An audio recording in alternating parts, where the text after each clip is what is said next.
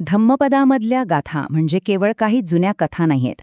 खरं तर त्या मानवी मनाचा एक कालातीत आरसा आहेत. आज आपण अशाच एका कथेमध्ये खोलवर शिरणार आहोत. ही गोष्ट आहे तब्बल 500 भिक्खूंची, ज्यांना वाटत होतं की ते ज्ञानाच्या शिखरावर पोचले आहेत. पण त्यांना विनम्रतेचा एक असा काही धडा मिळाला, जो त्यांच्यासाठी अत्यंत महत्त्वाचा ठरला. ही कथा आपल्याला हेच शिकवते की कधीकधी खरी प्रगती करण्यासाठी आपल्याला स्वतःच्याच भ्रमांच्या आणि मर्यादांच्या स्मशानभूमीला भेट द्यावी लागते. तर आपला आजचा प्रवास या 6 टप्प्यांमधून जाणार आहे.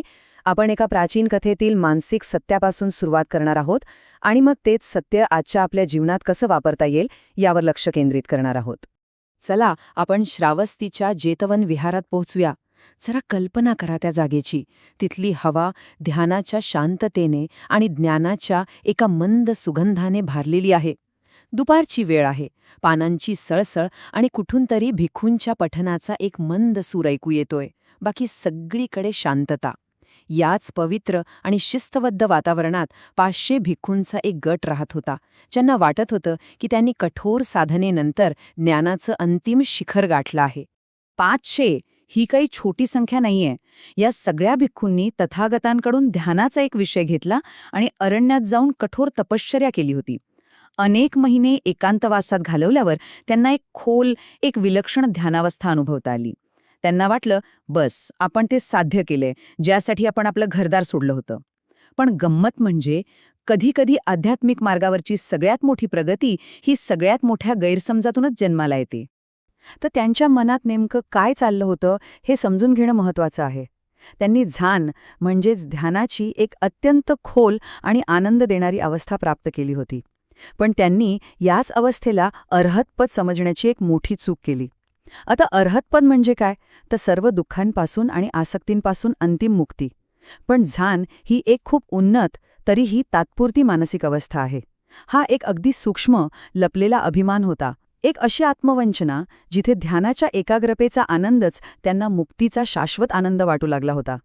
तर आपल्या साधनेच्या आणि या यशाच्या आत्मविश्वासाने पूर्णपणे भरलेले हे 500 भिक्खू अरण्यातून परत जेतवनामध्ये आले. त्यांना वाटत होतं की बुद्ध त्यांच्या या प्रगतीचं कौतुक करतील, त्यांच्या अर्हतपदावर शिक्कामोर्तब करतील. पण बुद्धांनी त्यांना एक अशी सूचना दिली जिची त्यांनी चुकूनही कल्पना केली नव्हती. एक अशी सूचना जी त्यांच्या प्रवासाची दिशा आणि दशा दोन्ही बदलणार होती. आपल्या सुगंधित कुटीमध्ये बसूनही बुद्धांनी त्या भिक्खूंच्या मनात लपलेला तो सूक्ष्म अभिमान बरोबर ओळखला होता. त्यांना हे माहीत होतं की या भिक्खूंना आता प्रवचनाची किंवा सिद्धांताची गरज नाहीये, तर त्यांना गरज आहे वास्तवाच्या एका थेट कठोर अनुभवाची. म्हणून त्यांनी स्मशानभूमीला भेट देण्याचा हा टोकाचा पण अत्यंत परिणामकारक उपाय सुचवला. हा खरं तर फक्त एक आदेश नव्हता, ही एक प्रकारची शॉक थेरपी होती. बुद्धांची ही अनपेक्षित आज्ञा ऐकून त्या भिक्खूंच्या मनात नक्कीच एकच गोंधळ उडाला असेल. काय, आम्ही ज्ञानाच्या शिखरावर पोचलो आहोत आणि गुरु आम्हाला स्मशानभूमीत का पाठवत आहेत? पण तथागतांवर त्यांची प्रचंड श्रद्धा होती. त्यांना हेही माहीत होतं की त्यांच्या प्रत्येक सूचनेमागे एक खोल अर्थ दडलेला असतो. त्यामुळे मनात हजारो प्रश्न असूनही ते एका मोठ्या धड्याच्या अपेक्षेने आज्ञेचं पालन करत स्मशानभूमीकडे निघाले. आता जरा त्या दृश्याची कल्पना करा. एका बाजूला आहेत स्वतःला सर्व इच्छांपासून मुक्त समजणारे शुभ्र वस्त्र घातलेले भिक्खू, आणि दुसऱ्या बाजूला आहे मृत्यू, विनाश आणि कुजण्याचं प्रतीक असलेली स्मशानभूमी. तिथला अर्धवट जळलेल्या लाकडांचा धूर, कुजलेल्या शरीरांचा तो तीव्र वास आणि गिधाडांचे ते कर्कश आवाज, या सगळ्यामुळे त्यांच्या मनातील शुद्धतेची आणि अभिमानाची प्रतिमा अक्षरशः हादरून गेली. आणि तोच होता त्यांच्यासाठी आत्मसाक्षात्काराचा क्षण. त्या स्मशानभूमीत पडलेली वेगवेगळ्या अवस्थेतली प्रेतं पाहून त्यांच्या मनात त्याच इच्छा पुन्हा जागृत झाल्या, ज्यांच्यावर आपण विजय मिळवला आहे असं त्यांना वाटत होतं. हा त्यांच्यासाठी एक प्रचंड मोठा धक्का होता. त्यांच्या शुद्धतेचा आणि ज्ञानाचा तो सगळा भ्रम वास्तवाच्या एकाच धक्क्याने तुटून गेला. त्यांच्या अभिमानाचा फुगा अक्षरशः फुटला होता. ज्या क्षणी हे भिक्खू गोंधळ, भीती आणि स्वतःबद्दलच्या निराशेने ग्रासले होते, नेमकं त्याच क्षणी बुद्धांनी हस्तक्षेप केला. असं म्हणतात की त्यांनी आपली एक तेजस्वी प्रभा त्या स्मशानभूमीवर पाठवली आणि ते स्वतः तिथे प्रकट झाले. त्यांच्या येण्याने त्या भयाण आणि गोंधळलेल्या वातावरणात एक विलक्षण स्पष्टता आणि शांतता आली. जणू काही त्यांच्या या धड्यासाठीच तो एक मंच तयार केला गेला होता. आणि मग त्या शांततेत बुद्धाने ही गाथा उच्चारली. यानी मानी अपत्थानी अलावदुने व सारदे कपोता कानी अठ्ठिनी ताणी दिस्वान कारती. या गाथेतील प्रतिमा किती सुंदर आणि तितकीच भेदक आहे नाही का? जसा शरद ऋतूमध्ये पिकलेला आतून पूर्णपणे पोकळ झालेला भोपळा निरुपयोगी म्हणून फेकून दिला जातो, तशीच ही हाडं आहेत. एकेकाळी जीवनाने चैतन्याने भरलेली, पण आता केवळ एक पांढरा सांगाडा. बुद्ध जणू विचारत होते की या नश्वर, पोकळ आणि सारहीन गोष्टीत आनंद शोधण्यासारखा आहे तरी काय? या गाथेची खोली या 2 पाली शब्दांमध्ये दडलेली आहे. पहिला शब्द अलाऊ, याचा अर्थ केवळ भोपळा नाही तर कोणत्याही गोष्टीचा पोकळपणा. आणि दुसरा शब्द कपोता कानी, याचा अर्थ आहे कबुतराच्या पंखांसारखा फिकट राखाडी रंग. हा तो रंग आहे जो जीवनाचा उत्साह निघून गेल्यावर उरतो. हे शब्द फक्त वर्णन करत नाहीत, तर ते अनित्यतेचा म्हणजेच इम्परमनन्सचा थेट अनुभव देतात. आणि हेच त्या धड्याचं सार होतं. जेव्हा त्या भिक्खूंनी स्मशानभूमीतील वास्तवाला थेट सामोरं जाऊन स्वतःच्या मर्यादा आणि अपूर्णता स्वीकारली, तेव्हाच त्यांना खरं ज्ञान मिळालं. बुद्धांच्या मार्गदर्शनाखाली वास्तवाशी झालेल्या या थेट संघर्षानेच त्यांना खऱ्या अर्थाने मुक्ती दिली. त्यांचं अर्हतपद हे ब्लिसफुल इग्नोरन्समधून नाही तर ब्रुटल ऑनेस्टीमधून आलं होतं. चला, आता या प्राचीन कथेतील कालातीत मानसिक तत्वांना वर्तमानात आणूया.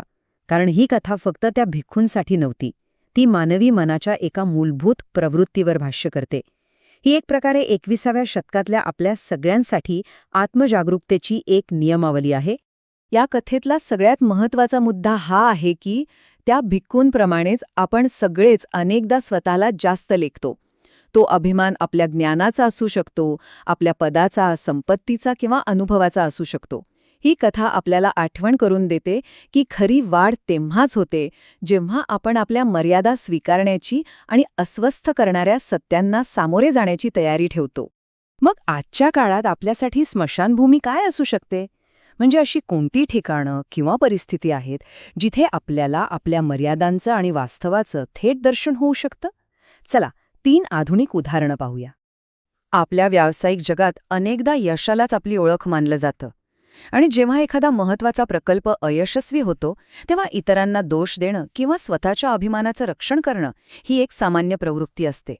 पण ही कथा शिकवते की त्या अपयशाच्या हाडांकडे, म्हणजे त्याच्या मूळ कारणांकडे निष्पक्षपातीपणे पाहिल्यास खरी वाढ होऊ शकते. हे अपयश म्हणजे आपल्या करिअरची स्मशानभूमी असू शकते, जी आपल्याला आपल्या मर्यादा दाखवते. सोशल मीडियावरचे लाईक्स, कमेंट्स आणि फॉलोअर्स हे आजच्या काळातले पोकळ भोपळे आहेत. ते आपल्याला क्षणभर आनंद आणि व्हॅलिडेशन देतात, पण ते तितकेच पोकळ आणि नश्वर असतात. ही कथा आपल्याला या डिजिटल जगाच्या पलीकडे जाऊन स्वतःचं खरं मूल्य ओळखायला प्रोत्साहन देते. आपल्या ऑनलाईन प्रतिमेच्या पांढऱ्या शुभ्र हाडांना पाहणं म्हणजे तिची क्षणभंगुरता ओळखणं. आपण अनेकदा आपल्या जवळच्या लोकांना, आपल्या नात्यांना गृहीत धरतो. ही कथा आपल्याला आठवण करून देते की आपलं जीवन आणि आपली नाती दोन्ही अनित्य आहेत. हे कटू सत्य स्वीकारल्याने आपल्याला प्रत्येक क्षणाचं महत्त्व कळू लागतं. नात्यांमधले मतभेद किंवा दुरावा ही सुद्धा एक प्रकारची स्मशानभूमी असू शकते, जी आपल्याला त्या नात्याचं खरं मूल्य आणि त्याची नश्वरता दाखवून देते. ठीक आहे, तर आता सिद्धांताकडून थेट प्रत्यक्ष सरावाकडे वळूया. या कथेतील ज्ञान आपल्या दैनंदिन जीवनात कसं उतरवायचं, यासाठी एक सोपा पण खूप प्रभावी सराव पाहूया. हा एक खूप शक्तिशाली चिंतन सराव आहे, जो आपण दिवसातून काही मिनिटं काढून करू शकतो. पहिला टप्पा आहे अभिमानाचं किंवा आसक्तीचं एखादं क्षेत्र ओळखणं. समजा एखाद्याला आपल्या पदाचा खूप अभिमान आहे, तर दुसरा टप्पा म्हणजे कल्पना करायची की हे पद कायमस्वरूपी नाही. एक दिवस हे पद, हा अधिकार निघून जाईल. उरतील फक्त पांढरी हाडं. तिसरा टप्पा म्हणजे हे सत्य स्वीकारल्याने जो एक प्रकारचा मोकळेपणा आणि हलकेपणा जाणवतो, त्यावर चिंतन करणं. आणि शेवटी स्वतःला तोच प्रश्न विचारणं, या नश्वर गोष्टीला चिकटून राहण्यात खरा आनंद कोणता आहे? आणि हेच या संपूर्ण विवेचनाचं सार आहे.